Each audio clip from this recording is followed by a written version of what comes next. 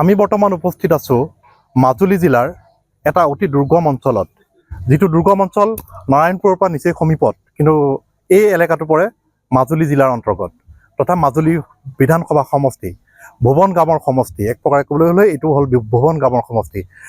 জল জীৱন আঁচনি কেন্দ্ৰীয় চৰকাৰৰ অভিলাষী এখন আঁচনি।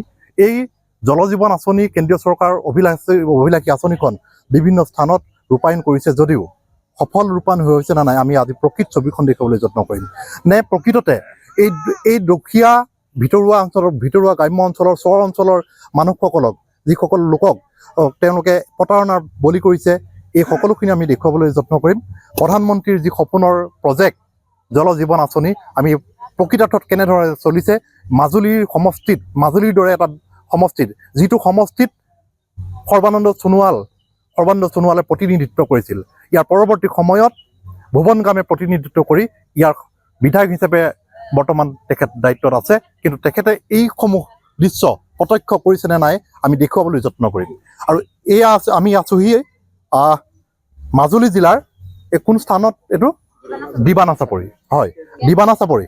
এয়া হ'ল এটা জল জীৱন আঁচনি আৰু আমি সোমাই আহিছোঁ এইখন গেট আৰু ক'ব লাগিব এইটো আহঁতগুৰি গাঁও পঞ্চায়ত এলেকাৰ আৰু আমি দেখুৱাবলৈ যত্ন কৰিম এইটো এটা সাংঘাতিক ধৰণৰ এটা পৰিত্যক্ত অৱস্থাত থকা এটা জল জীৱন আঁচনি। এই জল জীৱন আঁচনিটো কাৰ ঘৰত হৈছিল, কিন্তু প্ৰকৃততে তেওঁ মাটিকণৰ বাবতো ইয়াত কেয়াৰ টেকাৰৰ যি দায়িত্ব প্ৰদান কৰিব লাগে সেই দায়িত্ব ন্যস্ত কৰা নাছিল। ইয়াৰ বিপৰীতে ইয়াত পানী খুলি দিয়াৰ মানুহ ইয়াত নাই আৰু যি ধৰণে বনাই থৈ গৈছে কেৱল এটা পুতলা স্বৰূপ এটা বস্তু বনাই থৈ গ'ল। ইয়াৰ পৰা ৰাইজৰ কোনো সুফল পোৱা নাই। এটুপি পানী আজিলৈকে ৰাইজে নোপোৱাৰ অভিযোগ আছে। আৰু আপোনাৰ নামটো? দিলীপ দলে। আপুনি এই মাটিটো আপুনি দিছিলে? মই দিছিলোঁ। ৰাইজে অলপ বাম চাইড বুলি ইয়াতে আমাৰ পানী জেগা হয়, তাৰ কাৰণে ৰাইজে বাৰীৰ মাটিতে ইয়াতে বনাওঁ বুলি পচন্দ কৰি ৰাইজকে দান কৰিব। এই আঁচনিটো পানী ৰাইজে পাইছেনে? এই আঁচনিটো আমি বহুত চেষ্টা কৰিলোঁ, এবছৰ মানে এৰি দি আছিলোঁ, তথাপি কমপ্লেইনো কৰিলোঁ। তাৰপিছত পানীটো গৰুও নাখায়, ইমানেই ৰঙা পানী। তাৰপিছত পাইপবিলাকো ফাটে। তাৰপিছত ওপৰৰ যিটো ডুঙো পাতিলে আকৌ আহে মানুহ, ওপৰত যিটো টেংকি দিয়া আছে এটা টেংকি ফাটিল। তাৰপিছত পাতিও কবৰো দিলোঁ, ইহঁতে চাই এটা টেংকিৰ ফুটা ইফালে লিক কৰাটো বন্ধ কৰি পেলাই এটাই চলাই চাইছিলোগে, তথাপি পানী ভাল নহ'ল। আৰু কি বিসংগতি আছে এই স্কিমটোৰ ক্ষেত্ৰত? স্কিমটোৰ ক্ষেত্ৰত বিশেষকে পানীটো বেয়া, ৰঙা পানী। ডেলিভাৰী পাইপবিলাক ক'তবাই ইহঁতে বন্ধ কৰিলেগে। তাৰপিছত আৰু ওপৰত যিটো ফিল্টাৰো ঠিক কৰেগে, আকৌ এনেকুৱাই ৰঙচুৱা, কিন্তু ফুটাৰ অলপ গণ্ডগোল আছে ইয়াত। ভিতৰৰ ফিল্টাৰো বেয়া হৈ গৈছে বুলি শুনিছোঁ। ফিল্টাৰো বেয়া। ভিতৰতো কি ৱাৰিংটোৱে ঠিক নহয়, ৱাৰিংটো চফা পানী নাহে চিষ্টেম নহয় এতিয়াও ইহঁতে দৰা হওঁগে এনেকে শিল বালি তেনেকে ফিল্টাৰৰ বস্তু তাতে পেলালে, তেনেকে আছে। আৰু তাৰপিছত প্ৰথম বনোৱাৰ পৰাই চাইন বৰ্ডো নাই, ৰাইজে বহুত কাংনো কম।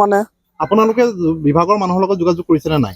বিভাগৰ মানুহ আহে, এতিয়া কোনজনে কেনেকুৱা আহে দেখি থৈ যায়, আকৌ মানুহ পঠিয়াম, নাহে। এই স্কিমটো আণ্ডাৰত প্ৰকৃততে কিমান ঘৰ মানুহ আছে? ইয়াত 29 ঘৰ মান মানুহ আছে, এতিয়া বেছিয়ে হৈছেগে। আৰু 29 ঘৰ মানুহৰ বাবে নিৰ্মিত এইটো এটা জল জীৱন আঁচনি। আৰু এই জল জীৱন আঁচনিৰ প্ৰকৃততে কিমান টকা অনুমোদন হৈছিল এই ধনৰাশিৰ কথাও কোনো ইয়াত নাম ফলক উল্লেখিত নাই বা ইয়াৰ স্থানীয় ৰাইজে নাজানে। এয়া দেখিবলৈ পাইছে এখন নেম ফ্লক, যিখন নেম ফ্লক এনেকৈ ধৰণে পেলাই থোৱা হৈ আছে। ইয়াৰ বিপৰীতে ইয়াতে একো লিখা শব্দ এটা নাই। এনেধৰণে প্ৰকৃততে চলিছে জল জীৱন আঁচনিৰ কামসমূহ। আৰু আমি জানিবলৈ যত্ন কৰিম, ইয়াতে দেখিবলৈ আমি আছে বহু সংখ্যক লোক, সচেতন লোক আছে। প্ৰতি অভিযোগ দিয়াৰ পিছতো কিন্তু আজিলৈকে এই আঁচনিটোৰ সফল হোৱা নাই। কি ক'ব? এই আঁচনিটো সম্পৰ্কে আমি বহুতবাৰ কমপ্লেইনো দিছোঁ। কমপ্লেইন কি, অফিচৰ পৰা বিভিন্ন ডিপাৰ্টমেণ্টৰ মানুহকেইটা আহি থাকে। ইজনে আহে, ইজনে কয় বোলে মোৰ এইটো দায়িত্ব নহয়, ইজনেহে কৰিব কামটো, তেনেকৈ কৈ থাকে। একদম কোনো হেৰি নাই, গুৰুত্ব নাই। আৰু মাজতে আমি হেৰি কৰিছিলোঁ, এই অফিচতো কমপ্লেইন দিছিলোঁগৈ। যে এই প্ৰজেক্টটোত আপোনালোকে এনেই ফুলদানি কৰি ৰাখিব নালাগে, নহ'লে বন্ধ কৰি দিয়ক, নতু ভাল কৰি দিয়ক। কাৰণ ইয়াত যিটো আমি কৈছোঁ লোকেল মানুহ হিচাপে পানী যদি বহাবলগীয়া হয় আপোনাৰ 150 ফুটৰ তললৈ যাব লাগিব। আমি এতিয়া ধৰি লওক 90 ফুটলৈকে দিয়া আছে নেকি, 80 ফুটলৈকে ভাল পানী নোলায়। আমাৰ যিটো ইয়াৰ লোকেল যিটো আমি বৰিং কৰি থৈছোঁ, আমাৰ 20 ফুট 22 ফুটত ধুনীয়া পানী ওলায়। কিন্তু এতিয়া 80 ফুট কৰিলে তাতকৈ বেছি কৰা হ'লে তলত দিয়া হ'লে ভাল পানী ওলালেহেঁতেন। গতিকে এই মিছন এই আঁচনিটো আচলতে 150 ফুটেই হওক 200 ফুটেই হওক পানীটো পাব লাগিব, ভাল পানীটো। গতিকে এই চিষ্টেমটো নকৰাৰ কাৰণে আজি এইটো ফল পাইছে। এক প্ৰকাৰে ক'বলৈ হ'লে এয়া কণা হাঁহক পতন ধান দিয়াৰ দৰে এটা কথা। এক প্ৰকাৰে ক'বলৈ হ'লে কণা হাঁহক পতন ধান দিয়াৰ কথা। এয়া দেখিবলৈ পাইছে, এইবোৰ পাইপ ইয়াত সংযোগ কৰিছে কেৱল মাত্ৰ এটা কেইবা লাখ টকীয়াৰ এটা প্ৰজেক্ট, য'ত এতিয়া পৰিত্যক্ত অৱস্থা আছে। যিহেতু ইয়াত এজন ইয়াত কৰ্মচাৰী বা কেয়াৰটেকাৰ এজন নিযুক্তি দিব লাগে, কিন্তু ইয়াত সেই কেয়াৰটেকাৰ তেনেকুৱা ধৰণৰ কোনো নিযুক্তি নাই, বা বিভাগীয়ভাৱে ইয়াত কোনো এজন মানুহ নিয়োগ কৰিব লাগে পানী খোলাৰ ক্ষেত্ৰত বা পানী ৰাইজক দিয়াৰ ক্ষেত্ৰত, তেনেধৰণৰ মানুহো ইয়াত কোনো নিয়োগ কৰা নহ'ল। প্ৰকৃততে এক প্ৰকাৰে ক'বলৈ হ'লে এইসকল মানুহক কেৱল মাত্ৰ আঁচনিৰ নামত কণা হাঁহক পতন ধান দিয়াৰ এটা পৰিৱেশ বুলি ক'ব লাগিব। এয়া হ'ল মাজুলী বিধানসভা সমষ্টিৰ এই ভুৱন গামৰ সমষ্টি বুলি ক'ব লাগিব। ভুৱন গামৰ সমষ্টিত তথা এই কেৰকে চাপৰিৰ দিবানা গাঁৱত থকা এটা জল জীৱন আঁচনিৰ এয়া প্ৰকৃত স্বৰূপ।